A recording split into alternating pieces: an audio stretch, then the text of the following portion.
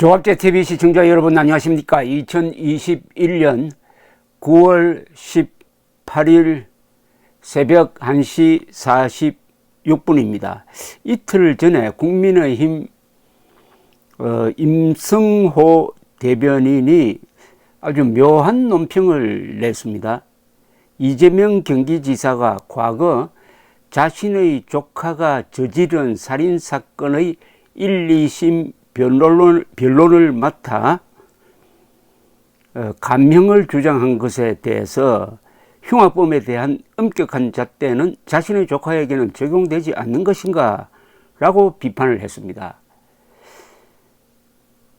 임성호 대변인은 이 지사의 조카는 여자친구가 이별을 통보하자 여자친구와 여자친구의 모친을 약 20회가량 칼로 찔러 사망하게 하였다. 입에 담기도 힘든 충격적인 사건이다.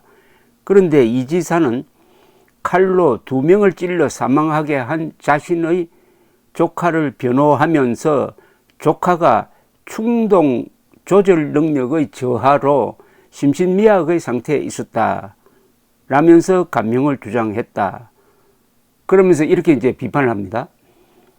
그런데 이 지사는 2018년에는 자신의 SNS에서 김성수 사건을 언급하며 정신질환 감형에 국민들이 분노하고 있다면서 흉악범에 대한 엄벌을 요구했다. 이 지사의 흉악범에 대한 엄격한 잣대는 자신의 조카에게는 적용되지 않는 것인가? 아니면은 10년 만에 정신질환 감형과 흉악범에 대한 생각이 바뀐 것인가? 라고 이렇게 물었습니다. 임 대변인은 또 이 지사가 대통령이 되겠다고 나선 만큼 강력범죄에 대해 오락가락하는 자신의 태도에 대해 적극적으로 유권자 앞에 설명하고 해명해야 할 것이라고 했는데, 여기서 언급한 이 SNS는 이겁니다. 2018년 10월 23일 트위터에 강서구 PC방 아르바이트생 살인사건, 이른바 김성수 사건을 언급하면서 이 지사는 이게 모두 정신질환 의심자를 방치한 결과다. 가족들이 안 나서면 행정관청이라도 나서야 한다고 했습니다. 또 다른 글에서는 국민들은 정신질환에 의한 감형에 분노한다. 또 정신질환자에 대한 잠재적 범죄자 낙인 찍기도 우려한다.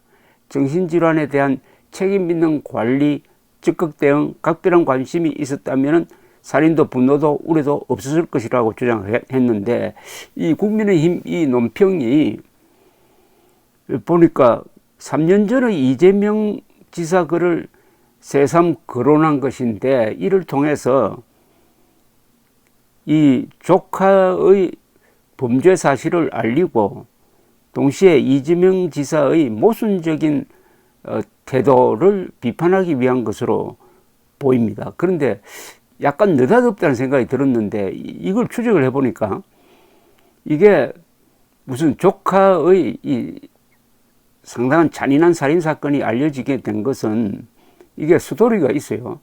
우선 며칠 전 뉴데일리가 이재명 조카의 범죄 사실을 보도를 했습니다. 그 요지는 다음과 같습니다. 이재명 후보의 조카 김모 씨가 현재 나이가 44살입니다.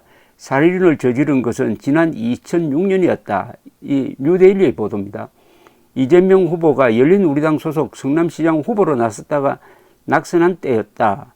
경기도 성남시에서 택시 운전을 하던 조카 김 씨는 2005년 11월쯤 여자친구 A 씨로부터 이별을 통보받았다.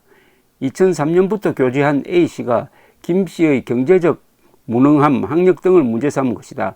김 씨는 이별 후에 A 씨에게 지속적으로 협박 메일을 보냈다. 김 씨의 1심 판결문에 드러난 범행 수법은 잔혹하다. 김 씨는 사건 직전인 2006년 5월 7일 오후 칼과 테이프 등 살인도구를 미리 구입했다. 그는 이후 서울 강동구 암사동 소재 A씨 일가의 자택 근처에서 A씨를 기다렸고 A씨를 뒤쫓아 그의 집까지 따라 들어갔다. 2006년 5월 8일 어버이날 새벽, 하필 어버이날이네요. 김 씨는 A씨와 A씨의 부모를 칼로 위협했다.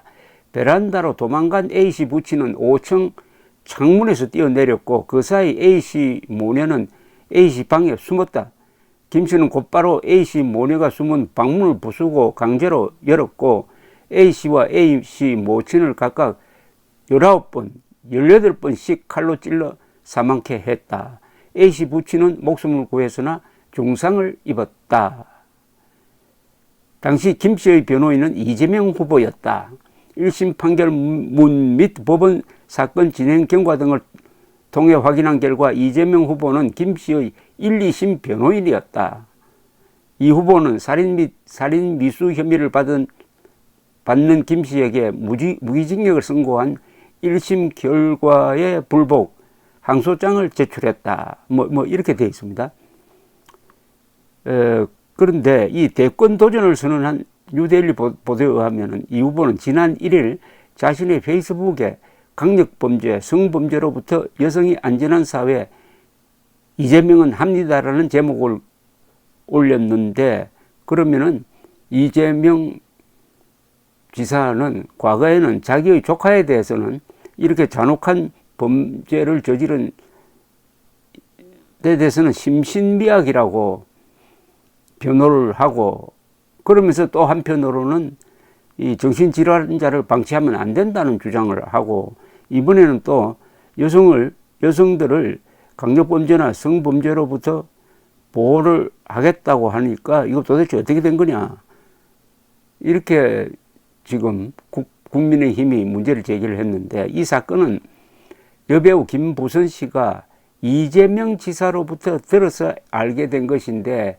그것을 전해들은 강용석 변호사가 이 사실을 공개해서 이처럼 알려지게 되었다는 게 저간의 사정입니다. 이 이재명 지사는 가정이 그렇게 편하지 않는 사람으로 보였는데, 이런 사실이 과연 이런 식으로 알려질 필요가 있느냐, 알리는 게 이게 윤리적으로 문제가 있느냐 없느냐 하는 것은 뭐 논란이 있겠지만은, 저는 이런 사실까지도 알려야 된다는 쪽입니다. 왜냐하면 이재명 경기도지사는 지금 유력한 여권 대통령 후보 중에 한 사람입니다. 여론조사에서 1등, 2등 달릴 때가 있어요. 그렇다면은 이재명 씨에 관한 정보는 국민들이 알아야 합니다. 그것은 가족까지 포함해서 상세하게 알아야 합니다. 그리고 이재명 씨의 정신상태, 가치관도 알아야 합니다. 그렇게 해야 이재명을 선택할 것이냐 안 할 것이냐의 그 판단에 도움이 되는 것입니다. 대한민국에서 대통령은 국군 통수권자입니다. 전쟁을 할 수도 있는 사람입니다. 거기에 이 정신적으로 불안한 사람이 들어가면은 할 필요가 없는 전쟁을 할 수도 있습니다. 트럼프가 연초에 자기는 부정선거로 낙선했다라고 선동하면서 이 불복을 하니까 미국의 합참의장이 저러다가는 쓸데없이 중국을 공격한다든지 아니면 최악의 경우에 핵미사일 발사 포탄을 누를지도 모르겠다 해가지고 거기에 대비했다는 이야기가 나오고 있습니다. 그래서 전전긍긍하는 중국군 사령관에게 전화를 해가지고 안심하라. 만약 우리가 중국을 치면은 내가 먼저 알려주겠다라고 농담 비슷하게 했다는 이야기도 있는데, 이처럼 정서가 불안한 사람이 국군 통수권자가 되면은 무슨 일이 일어나겠습니까? 그런 점에서 이재명 지사를 포함해서 이 대통령 후보로 나중에 본선에 등록한 사람은 정신감정을 받아야 된다고 생각합니다. 복수의 또는 국가가 지명한 정신분석학자들 또는 정신과 의사들로부터 정신감정을 받아가지고 그것이 국민들에게 공개되어야 한다는 게 저희 생각입니다. 물론 정과도 자세하게 공개되어야 한다는 게 저희 생각입니다. 그런 점에서 이재명 조카의 살인사건, 여자친구를 죽이고 여자친구 어머니까지 죽인 이 사건은 알려지는 게 국가를 위해서, 국민을 위해서 필요한 정보라는 게 제 생각입니다. 감사합니다.